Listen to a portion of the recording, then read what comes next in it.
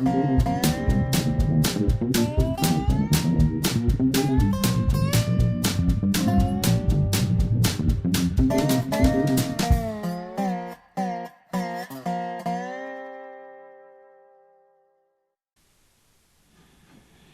Monkey Prairie Monk, WEFT Champaign, 90.1 on your FM dial. And Dave on the board. It is Sunday, March the 8th, 2020, and this is the Prairie Monk program, WEFT's weekly look at rails, trails, greenways, and it looks like we're going to be talking about bumblebees today. And so it's a change of time today. I'm not an awful fan of it. It screws up everyone's biorhythm. I don't like to mess with nature if you don't have to. So, enough of that. Congratulations to WEFT. It's got a new antenna, and the tower is up. Not quite complete yet, but very good progress has been made.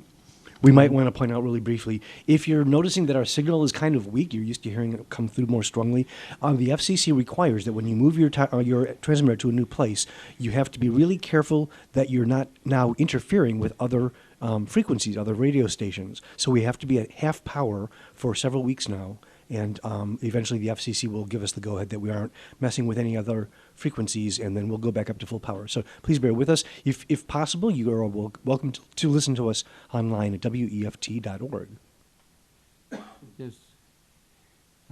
There was also an excellent associates meeting and some discussion about possibly taking advantage of the expense associated with the new tower to celebrate a little and bring people together. The Natural Areas Study Group is about to commence its spring offerings, and they're a docent group. That means that they go to natural areas in the region and acquaint themselves with those natural areas at different times of years, and then they come back and they spread the understanding and the appreciation, and that's what docents do. They become aware and help you understand the art gallery or the building that you're in or things like that. But this is natural history, and they will have a meeting. It's usually at 9 a.m., and I suspect that people will arrive at 9 a.m. at the Anita Purvis Center on Tuesday. It's always on Tuesday. And at 9:30, Joan Crockett will give a talk on Illinois geology. Geology is quite complex, so I think that would be an interesting start to natural history programs, because natural history is so dependent on the soil and the rock that's underneath,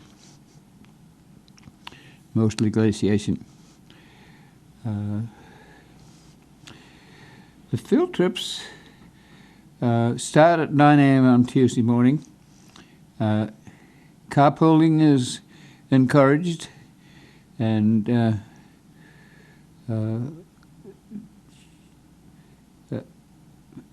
there's a understanding fee of about $2 for 50 miles if you're in a carpool, so that the driver gets some compensation for the gas.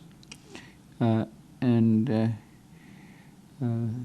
you're advised to bring appropriate clothing. Some places are wet, and you need boots, and some places are mosquitoes. So you just you need to come prepared, and often the field trip lasts longer than lunchtime. So bringing a snack is helpful, and it'll also people get together over lunchtime in often odd places and interesting. There's a membership fee of $5, I think it's by the season. It might be by the year.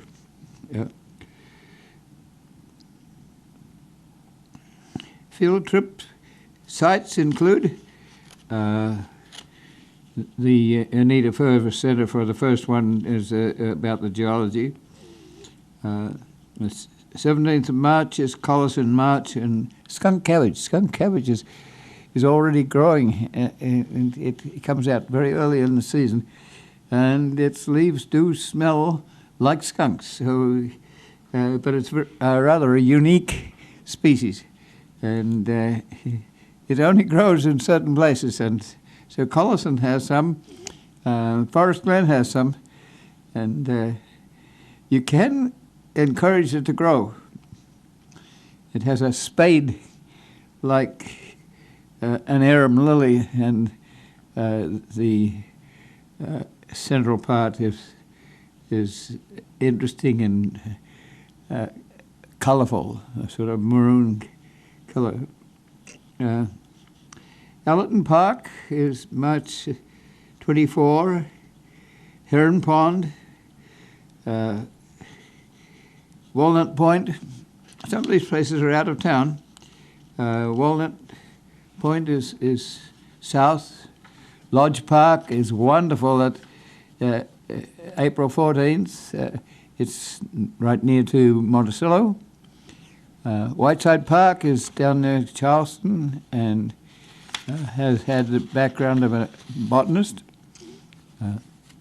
Hidden Acres and Sylvester Woods, I think, is out by Homer Lake.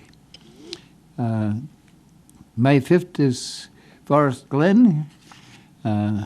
Then there's a look at Carl Park as in Red Oak, the Rain Garden. Yeah.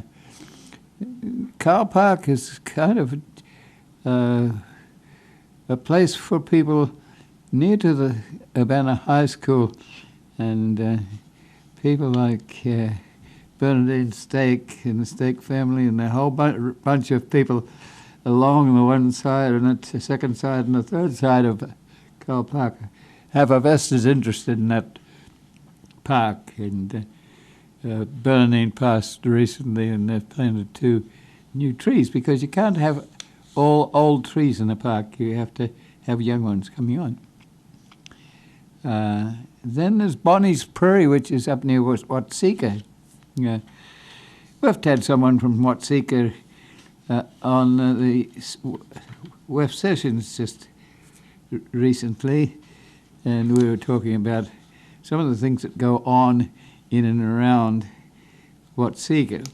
This is a little prairie adjacent to a railroad line, not awfully big, but it gives a very different idea of ecology in east central Illinois. And I had some communications with Australia. The CSIRO is assessing Australian ecological situations.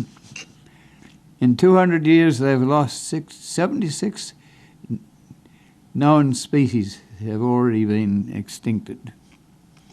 That's pretty rapid when you're thinking in terms of millions of years. Part of it is due to agriculture and livestock farming. Part of it is to introduce species into Australia where the rather unique wildlife has never had to deal with invasive species that from other countries. So,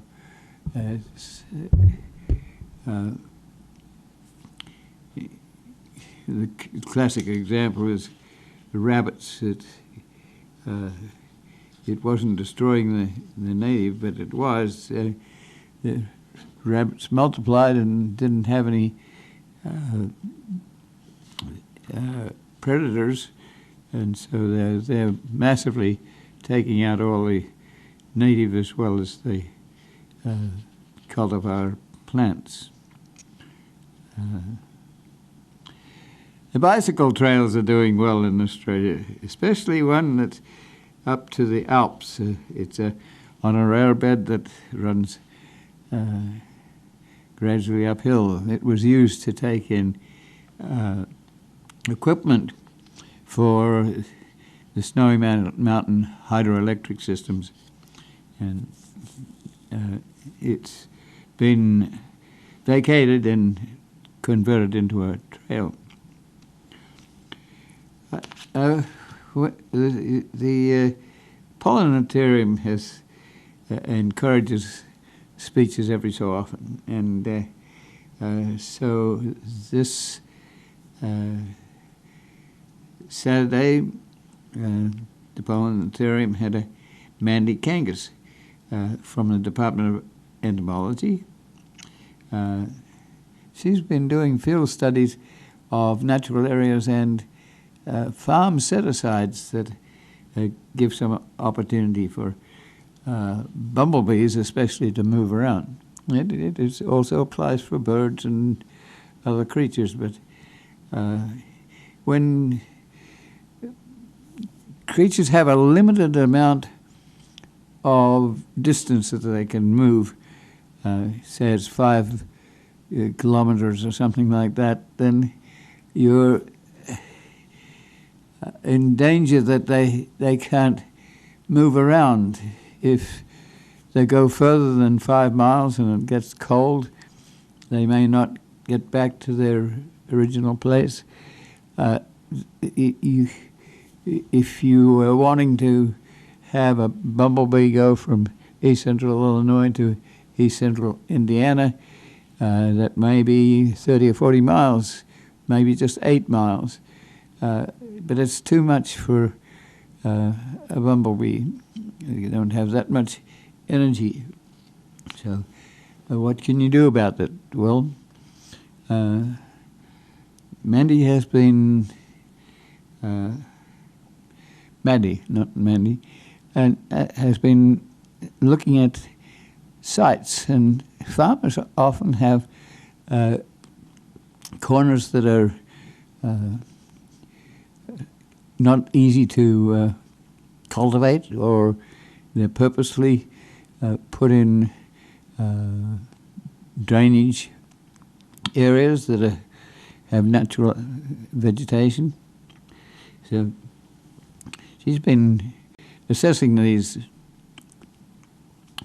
So first of all, she excuse me, she wanted to tell us about the difference between a bee and a fly and a wasp.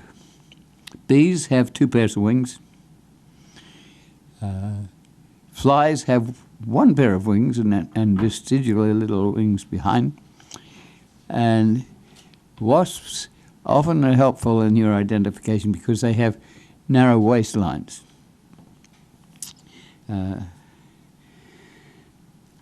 Once you get a bumblebee, you have to identify it. And you may be able to identify it by its stripes on its backside or whatever. Or you may be able to recognize it by its hairs. Some creatures have hairs that are colored, and some have backgrounds that are covered, and not so much the hair. Sometimes you have to take a microscope to figure out what the creature is. You also have to catch the creature in the first place. So one standard practice is to have a little cup, like a plastic cup, and you paint it bright color to attract the bees, and then they come by and they can't get out of this little cup, so you can collect them. Often they're still alive, and that's good. So a live trap is good. These creatures are very different from the imported Italian bee. The Italian bee is rather wonderful because it has a comb, and it's easy to harvest the honey out of it. The bumblebees are mainly wonderful for their ability to pollinate. They have huge shoulders, and they can find their way into a trumpet-type flower and rumble around and get pollen all over them, and then transfer to another flower, and that's part of the breeding process, and we need that.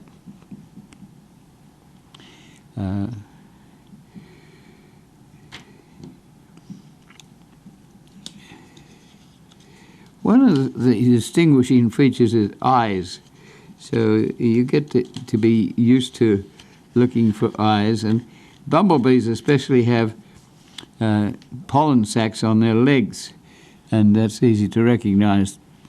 Sometimes they get so full of pollen that when they take off to go to another flower, they have to go down in order to get speed up to get up again. You can see that they're loaded.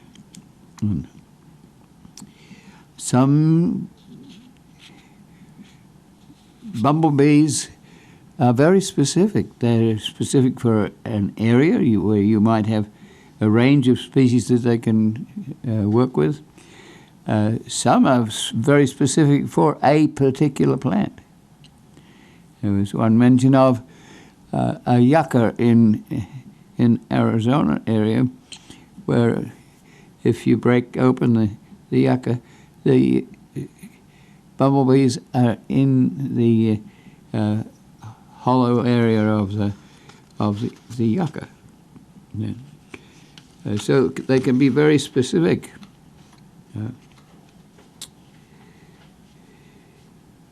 I'm looking at my notes here because I had to reconstruct this. We have had people on as bumblebee people before. Michelle Duane has been here, and sometimes she's been in Mexico looking at Mexican bumblebees, and so I asked if there was a difference in the types of bumblebees that are in the Midwest and in the South. And the reaction was yes. The fairly constant mixture of bumblebees, probably might be 12 species. Mostly the ones she was counting are large enough to see. Some of the bumblebees are so small you almost need a microscope to find them.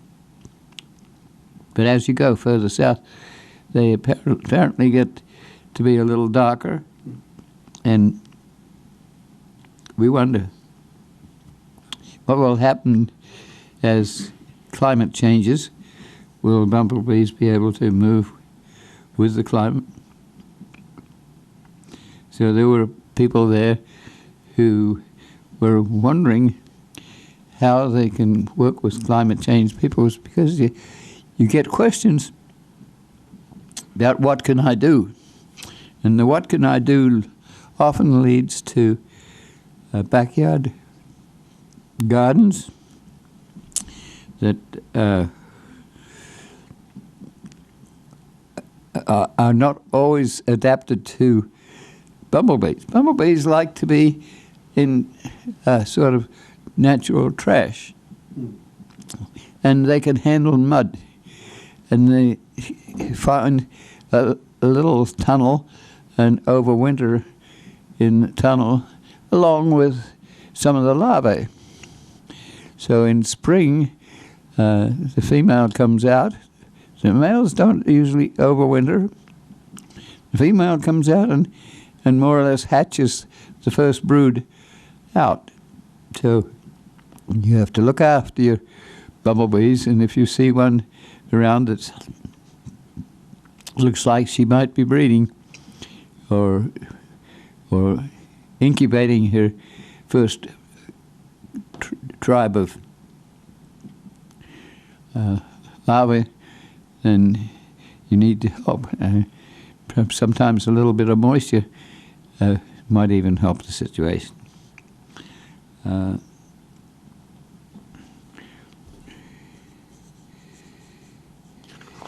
There's a question about pollination,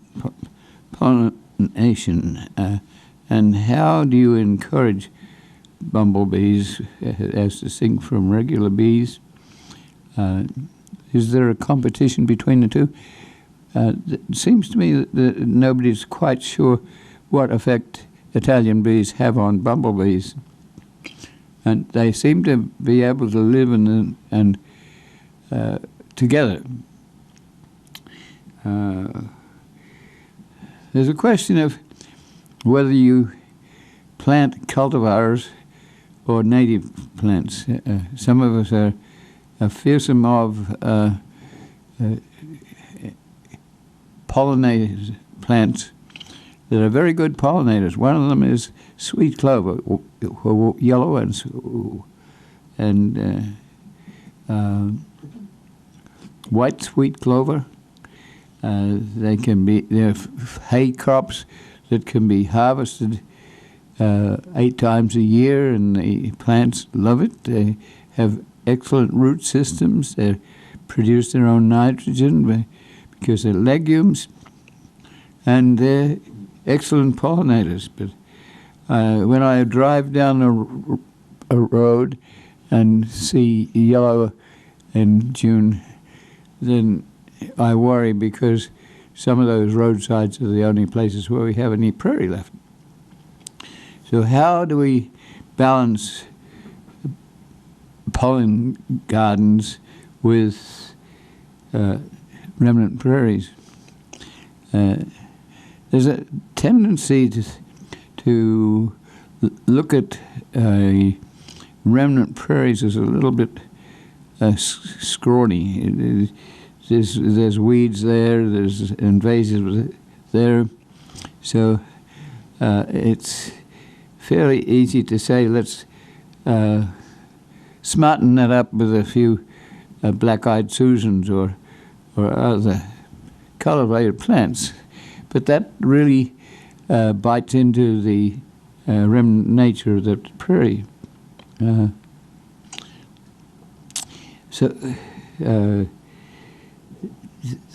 That led to the discussion of what plants that are native that are used. And apparently some groups that are doing research are not using cultivars, they use native plants. One that comes early in the spring is golden Alexander, and that can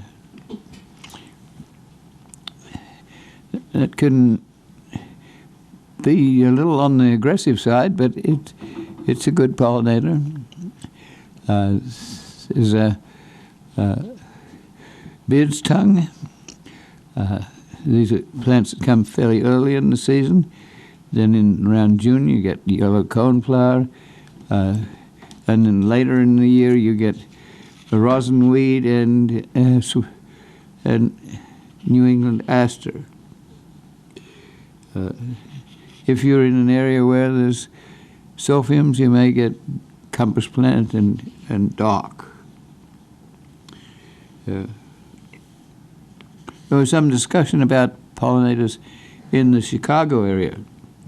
The Chicago area has often little vacant lots, and they're often remnant prairies, actually. And I wonder what the Chicagoans do with these little plots. There are hundreds of them, and quite a few of them have gone into pollinator plots. So I was wondering what is planted there, and is it the one framework fits all, or are the plots adapted to any remnant that is nearby? There was lots of audience participation, lots of questions, which is good. And one of the questions is the School for Design Society has a problem. I've been in the farmers market fairly regularly talking about climate change. And One of the questions that people have is, how can I help? Well, political action is a help, but that's too remote in many ways. They're talking about doing something in their backyard or the front yard. And yes, that can happen. We all tend to have more lawns than we really need. They're also fairly compact. But before you go to rotary till some of your lawn up, you should realize that prairie plants especially excuse me, can work with fairly firm soil, but sometimes it shouldn't be so firm that plants can't get their feet into it. Some of the building trade practices means that they don't like to build a house on organic soil, topsoil. So they take the topsoil off and sell it. Then when the house is complete, you're left with a clay soil. And if you try to grow plants into that, it's very difficult for their feet to get a hold. One thing that happens is that water runs off the roof and slides down the clay area and washes any topsoil that's added. So usually the topsoil that's 3 or 4 inches is added to give the clay quality, but often the problem is that it doesn't provide a base for what you're trying to do. So when you go to dig up your lawn, don't necessarily dig it up so that it's very friable. That will bring you a lot of weeds. Plants that like to grow in loose soil, and so you're hoping to plant. If you plant seed, you may not remember where it was. In 5 years' time, it might come up, and you might have mown over it. So seeding can be possible in some cases. The grasses, which are wind-pollinated, not pollinated by insects, grow fairly quickly. Indian grass especially can grow in a season, and they can take over. The broadleaves are the interesting plants, and you need to know a little bit about their choice of site. Do they need moisture? Do they need dry spot? Like little blue stem would be in a drier spot. Culver's root would be perhaps in a damp spot. Ironweed would be in a damp spot. So learning these things means you can go to the Master Naturalist program, which I think is starting fairly soon. Master Naturalist and Master Gardener both would deal with this topic to some extent. And also you watch other areas that are already establishing themselves. Meadowbrook Park, for instance, one of the Natural Area Study Group field trips is to Meadowbrook Park. And nature is there. In fact, Meadowbrook Park at this time of the year has not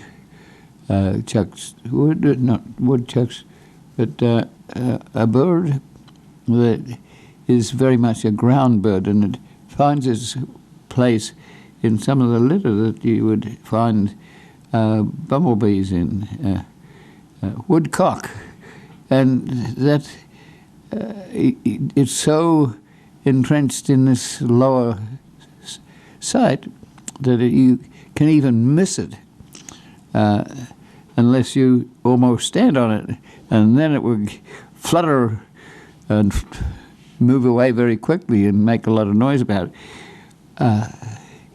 But its mating behavior is intriguing, and the park districts usually have some opportunity where you can go out at dusk or dawn and watch the mating behavior, which the male will gradually go up in circles, ever decreasing circles, way up in the air and then drop down to the place where it left. So often it's interesting to not only have bumblebees, but have woodcocks or other creatures. And then you have to teach your neighbors that your natural area is natural. This is not the case where you just leave your backyard alone and it grows independently. This is where you do some organizing. If you don't want to plant seed and wait for a long time for plants to grow, you go to the Grand Prairie Friends plant sale in May, and you buy plants that are already established, so you know where they are, and you can actually protect them. Some people take a gallon milk jug and take the bottom out of it and put it over the plant just to give it some early heat and light. It's like a warm frame. And so buying a few plants a year will cost you $2, $3, $5. Gradually you can have a plot, and the plot doesn't have to be more than 10 by 10. And you gradually start to learn more about prairie and pollinators, and you get your camera out. You can have a prairie rose. You can have a few of the grasses. Don't have too many because they choke the 100 broadleaves out. You won't ever have 100 broadleaves because it's just too refined to get them to grow in a rough, tough place. So you'll have probably 20 or 30 species at most, but you can fit 15 species into a 10 by 10 and have a lot of fun doing it. You have to know that it'll fall over. So falling over at the end of the year can be a sort of aesthetic bother to some people, but it's part of the nature. And one of the things you'll be doing by doing that is explaining the native vegetation. One of the problems I encountered when I first came here is that very few people knew what a prairie was, and still that is the situation. And it, for instance, when we're dealing with railroad beds, sometimes the trail is made so wide that it's good for recreation, but it's not good for preservation. And sometimes we have to be standing up for that sort of thing. So if you want something to do between St. Joe and Oakwood, there is a wide railroad bed, but if it is widened for a trail so wide, then you will not have any of the small amount of prairie that's left there. That's the only place where we have any prairie left. So that means that the local access to their ecosystem is not there. So to go to the forest preserve, which is more oriented to recreation, and beg that the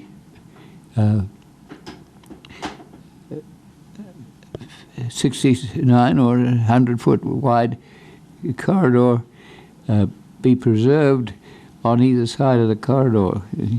we have enough corn and soybeans to look at. We need to be able to look at some of the nature.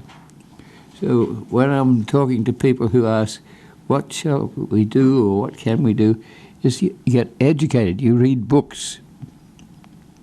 You talk to people, and one of our best little prairies just outside of Banner was part used by the early people who worked with the Nature Conservancy, and now that is gone. At the Prairie State Conservation Coalition meeting just recently, I was talking to people in Bloomington, because between Bloomington and Farmer City and Mansfield, there's a wide railroad bed, and it's loaded with prairie. But if it gets to be a recreational trail, bingo goes the last of your prairie for those little communities along the way. You can do a reconstruction prairie, but it'll have 30 or 50 species at the most, and it often will be on a reconstructed farmland soil without the bacteria and the fungi and the communication between those creatures. So here, when the state has preserved 0.01% of the two-thirds of prairie that were in this state, then someone needs to be out there looking at the prairie in summertime and reminding the recreational people that they have a responsibility for preservation too. If you're wanting people to use the corridor, then you have to figure out that rail trail comes to Mansfield, and then the line is active into Champaign. So how do you get people into Champaign? You might have to go south from Mansfield to the Heartland Pathways Trail and come in on that. So we have people who are interested in doing GIS and things like that to help to figure out how people can have connectivity on a bicycle or hiking, or have space for plants and animals to communicate. So yes, you can do things in your backyard, but you can also do things at the city meeting. I think that probably gets most of my comments. David's been around when we had Michelle Duane here talking about bumblebees, and he's working with this children's museum.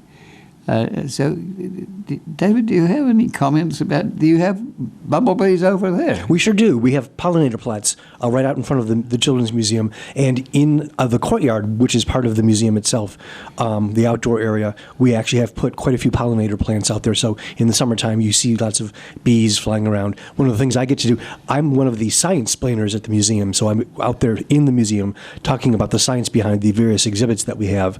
And when it's nice outside, it's not quite nice enough right now for us to let people go outside because the outdoor area stays very wet. But once it gets nice outside and the kids are out there, bumblebees and snakes are the two species that at the museum that people just seem to be naturally kind of afraid of, and there's no good reason for that. Our snakes are not venomous; you can't get poisoned or something by them. They're little garter snakes, I think. They're one's a corn snake and one's a ball python, but they're too small to do anything to you. And they were raised in captivity, so they're really comfortable around people, and they don't lash out or try to strangle you. Are they free or in cages? Oh, they each have their own enclosure, pretty good sized. Although they don't tend to move very much. The enclosure, they're reptiles. Reptiles don't control their own body temperature the way humans do. So they basically pick a spot in their enclosure that's the right temperature for that day for them, and then they'll just plop there and not move around. But when it's nice outside and the courtyard is open, we'll go out there. I'll go out wandering around talking about fossils and things like that with the kids. But if they go over near where the prairie plants are, you'll often see bees, and the kids will run away or swat at them, and you just tell them, they don't care about you, just leave them alone. If there are plants out there, that's what they care about. In fact, I learned from Michelle that they're so docile that if they're on a plant collecting nectar and pollen and whatever, you can pet them. I was amazed when she first said that that's what she would do when she was working with them in her research. She would actually pet the little guys from time to time, and it's completely safe. Because again, if you're gentle about it, very lightly touch them on their backs, they'll just keep going about their business and they'll leave you alone. Something else that she said, I did not know this, only female bees can sting you. The males of all of these different species, but I guess this includes wasps and hornets too, only the females have stingers. And you can actually tell where the boys from the girls, because again, across species, the males of the species have little yellow marks on their foreheads. So if you can get around in front of the little guy and see a little yellow mark, they can't possibly harm you because it's a boy and they don't have any stingers. So you can feel free to go ahead and pet those little guys. So that's what I've learned, largely from Michelle. Yes. So, yes. Do you have any cultivars in your prairie, or is it native? Oh, these are native plants. We make sure to have native plants. We have some, well, okay, they may not be native to this area. We have some exotic milkweed out there, and I don't even know what the species is. That's another whole story. The milkweed is from monarch butterflies. Right, uh-huh. And so there are other creatures that we care about. Sure, of course. Sometimes it gets to be that we talk about monarchs only, or bees only, but there are a million other insects that are out there. And there are wonderful books. There's one by Jeffords and two other people who've passed on, but they've been experts in butterflies. So there's a 3/4 inch butterfly identification book, and if you're familiar with Jeffords and Post's writings, they include a lot of friendly stories about how they got to be named or what they do. So sometimes you have people who are specialists in entomology. We had Fred Dulcrum in here not too long ago, and he was in entomology, but he was a neuroscientist, and he was looking at the muscles that are associated with exoskeletons. So when you're dealing with these creatures, you might find that one that you're particularly interested in has qualifications that you get attached to and may help record information. Are they going to be there in the spring? Are they going to be there in the fall? Can you count them? And can you help people who are established doing interesting things? 15 minutes. 15 minutes. Yeah. I had another one here that I encountered. It's an article in the newspaper. And it's, excuse me. It's oriented to people donating their bodies. And I've worked with education, with teaching, being a specimen. I was a specimen for medical students. And it made me very aware of the need for people to donate their bodies. So this whole spread of newspaper article is about what agencies that gather up donated bodies, and they beg people to think about this, even if they're in their 40s or 50s, to assign their body to organizations that do this sort of thing. They usually collect the body for nothing. They don't take all bodies because some bodies are too obese or they're diseased or something that might be a problem. But students need to work on bodies to find out where parts are, and so that's one of the main uses of a body. They usually keep the body for the time that it is used for student work. It might be a year or two. The body is somewhat preserved, and then it's cremated, and usually you can choose whether that body goes back to the family, the cremated remnants, or whether that is scattered in a friendly manner that wouldn't involve trying to find relatives and the like. Sometimes the relatives are very much included, and some of them actually work for these organizations. And the suggestion is that professors who want to do research on certain things may be very glad to have access to bodies. It may be that they're looking to prostheses that have or have not been successful. What has been the outcome? So that might be a special allocation. So if someone has a bone distortion or something like that, then there may be an assessment of how well that has been achieved. There are certain relationships to chemicals that you might extract from bodies. This is not necessarily the body where you're asking for parts. This is a whole body. I suspect they work together with the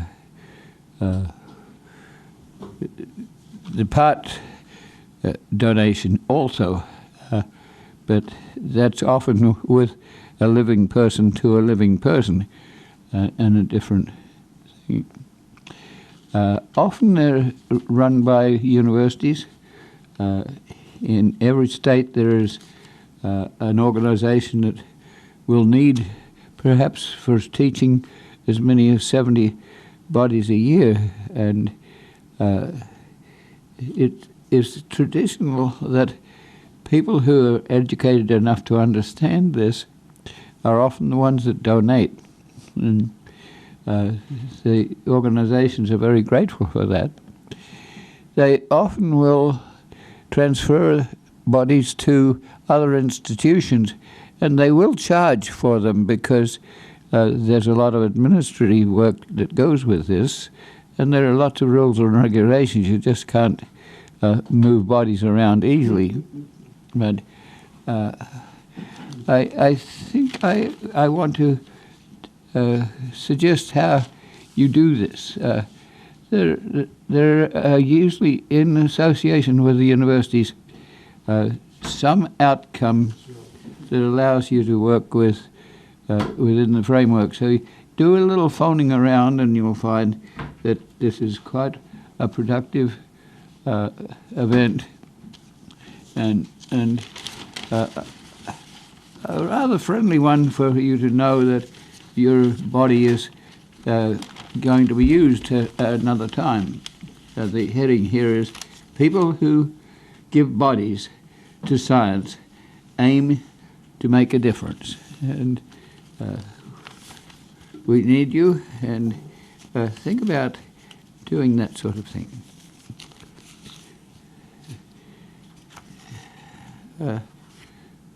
How we 8 minutes. 8 minutes.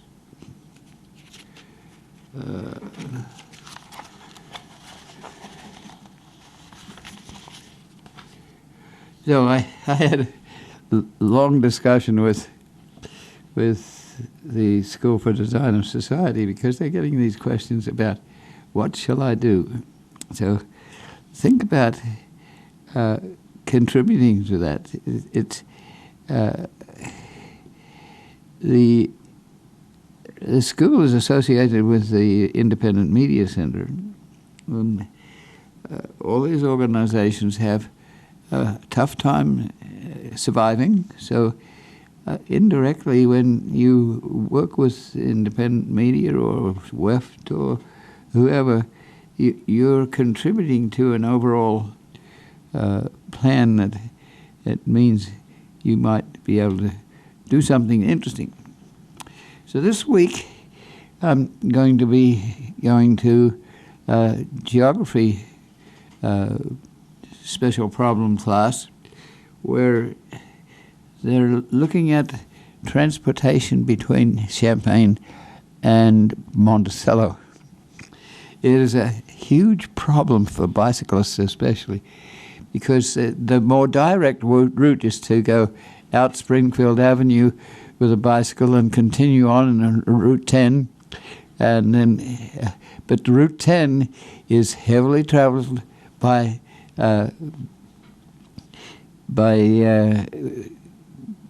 trucks taking garbage to Clinton. It's a fairly narrow road, and it's dangerous. So if we're advising people to go out of town to Allerton Park, which is at the other side of Monticello, we'll suggest that they use Kirby Avenue. And Kirby Avenue then runs through Whiteheath, and on a back road you can get to Monticello. I don't know whether David, as a bicyclist, do you use that corridor at all? You're talking about Route 10? Yes. I would stay away from that. That would be like Bloomington Road and a couple of the other ones. There are too many cars out there. Windsor is okay if you can stay on the area that has the bike path built into it. But no, my standard modus was to get out on the country roads, get out of town completely, and because there's very little traffic out there. Yes. So, and that's what the Australians are saying. I'm getting messages from there about rail trails that also include roads and back roads and gravel roads, and especially in Victoria and the state, one of the states of Australia, that has mountainous areas in it. They've been working on them and advertising a little bit on billboards in the city, and the response has been somewhat amazing. So here we're looking at a class that is working with GIS, and so how do we get to Monticello? It would be nice to be able to go out on a rail trail from Champaign to Staley, to Bonneville, to Seymour, to Whiteheath. But that involves some forms of active line, and even to bring a train in, you would have to have a pilot from Canadian National Railroad, which owns a railbed concerned. But some of this area is being vacated as abandoned railroad. You have two elevators, one at Seymour, one at Bonneville, and there used to be one at Staley. And the aim there would be to reconstruct the railroad bed so that we get the two elevators to take their grain out by rail rather than by road, which is much more deleterious to the roads, and we have various problems with that, in that it's more convenient often to use gasoline and move grain by semi-trailers. But railroads are fairly unique in not requiring nearly as much energy. The standard is 1 gallon of gas, 1 ton of freight, 500 miles. That especially is on main lines, and short lines are not going to be that efficient. But then you have to think about where the grain is going. If it's going from two small elevators, it's going to chicken farmers in the south. And the chicken farmers don't have a weighbridge. And the short line that we're talking about doesn't have a railroad weighbridge either. So how do you get to measure what you're selling? That may mean that,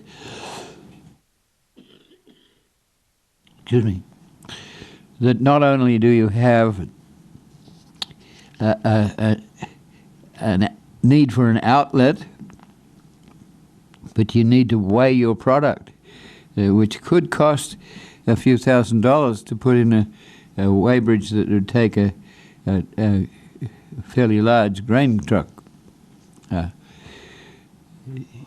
And so there is discussion going on as to whether the elevators might reconstruct themselves and be a cooperative thing. So you're not just having a road access, you're having business access at the same time. How can you work these? If we have 4 miles that we're re-railing between Seymour and Whiteheath, then could we use that as a bicycle track at any stage? 1 minute. So I'll be talking this week about that and how we might be able to locate people and volunteers and how we can work with that area. This is Dave Monk, your Prairie Monk, WEFT Champaign 90.1 on your FM dial. And Dave on the board. As always, the views and opinions expressed are solely those of the speakers and no one else.